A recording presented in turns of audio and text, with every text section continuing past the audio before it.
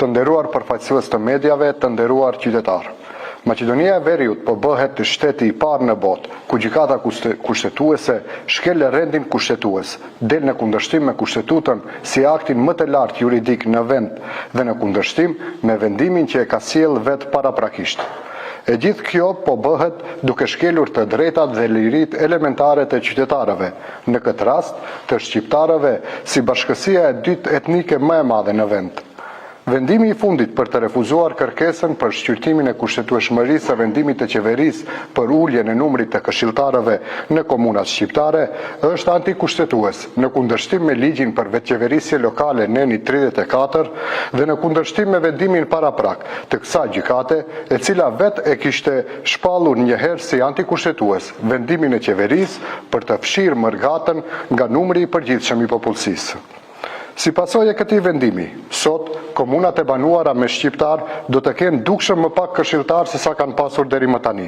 Edhe atë, Struga, Kërçova, Vrapçishti, Zhelina dhe Te Arca nga 4 këshilltar më pak, ndërsa komuna e Gostivarit me 8 këshilltar më pak. Me vendimin e qeverisë, shqiptarët dhe komunat e banuara kryesisht me shqiptar kanë edhe pasoja ekonomike dhe financiare.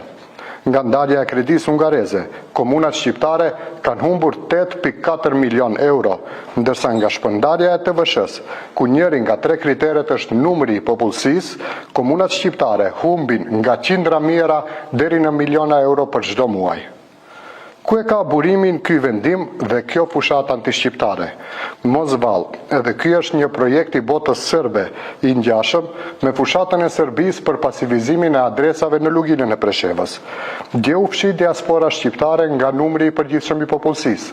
Sot u ul numri i këshilltarëve shqiptar. Mos vallë, nesër do t'ja merrni diasporës edhe të drejtën e votës. Për kësaj qeverie monoetnike dhe me bazal shqiptar pritet çdo gjë.